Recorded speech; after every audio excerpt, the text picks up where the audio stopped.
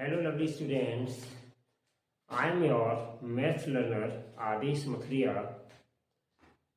If you are visit first time this channel, so please like, share and subscribe. Thank you. Today I am going to solve example 8 of chapter 3 playing with numbers. Students, ठीक है। तो इससे पहले last video में हमने example 7 को discuss किया था, सॉल्व किया था।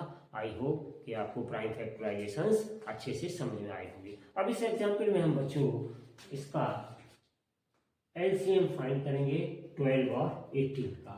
ठीक है बच्चों, तो चलिए हम प्राइम फैक्टराइजेशन की हेल्प से हम इनका एलसीएम फाइंड करेंगे। अभी तक बच्चों हमने फैक्टर्स सीखे, मल्टीपल सीखे। अब हम प्राइम फैक्टर्स की हेल्प से एलसीएम निकालना सीखेंगे कि how do you find LCM with the help of prime factorisation.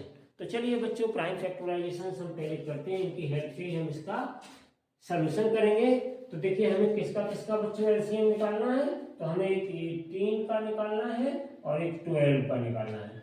तो 12 हमने लिख लिया और 18 लिख लिया। ठीक है बच्चों, अब पहले हम इनके फैक्टर्स करेंगे।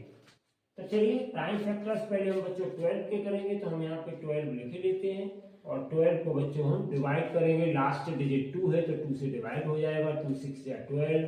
अब ये इवन नंबर है बच्चों तो ये 2 से डिवाइड हो जाएगा। 2 3 या 6। उसके बाद फिर बच्चों ये 3 से डिवाइड हो जाएगा। 3 1 जा 3। अब हम इस 18 के बच्चों फैक्टर्स करेंगे, प्राइम फैक्टर्स। तो 18 के कर लीजिएगा। तो 18 बच्चों लास्ट डिजिट 2 है 8 है तो ये 2 से डिवाइड हो जाएगा। 2 9 या 18। अब ये 9 है बच्चों तो ये 3 से डिवाइड हो जाएगा। 3 3 या 9 और फिर ये 3 से डिवाइड हो जाएगा। 3 1 जा 3। तो देखिए प्राइम फैक्टर्स 12 के क्या आ गए बच्चों, ये 2 2 3। तो 2 मल्टीप्लाई बाई 2 मल्टीप्लाई बाई 3।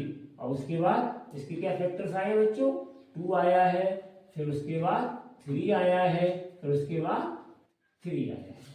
तो देखो बच्चों हमने 2 के नीचे ये 3 नहीं रखा।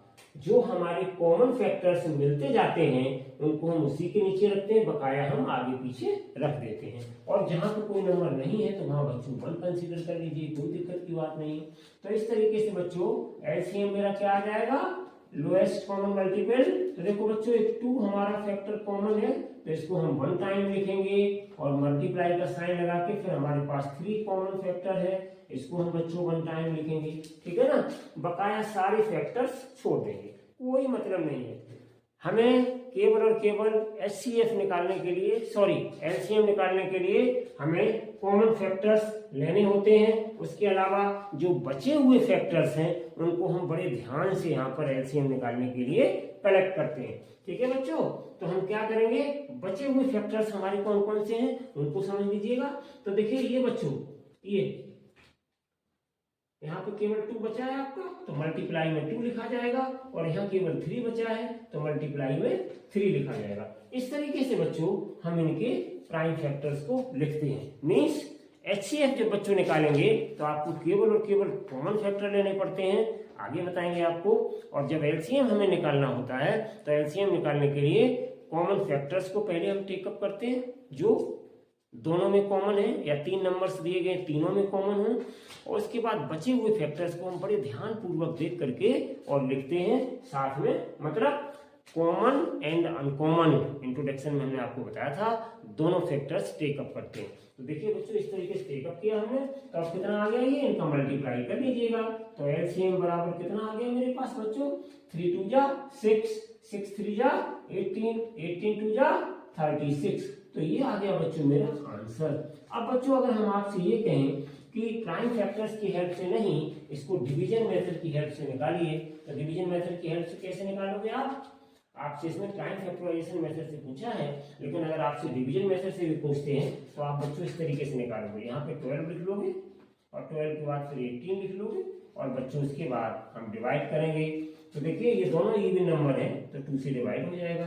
2 6 जा 12 और यहाँ पर 2 9 जा 18। फिर देखिए बच्चों ये 2 से डिवाइड हो जाएगा तो हम इसको 2 से डिवाइड कर देंगे। 2 3 जा 6 2 से 9 में डिवाइड करेंगे तो ये पूरा पूरा डिवाइड नहीं हो रहा है बच्चों, तो इसको हम वैसे ही उतार देंगे, ठीक है ना।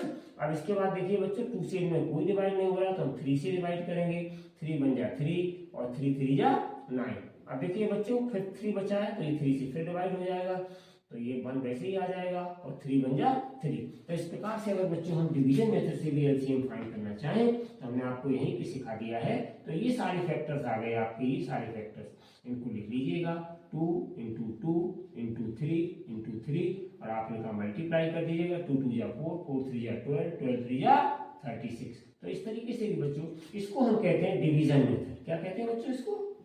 डिवीजन मेथड, ठीक है ना।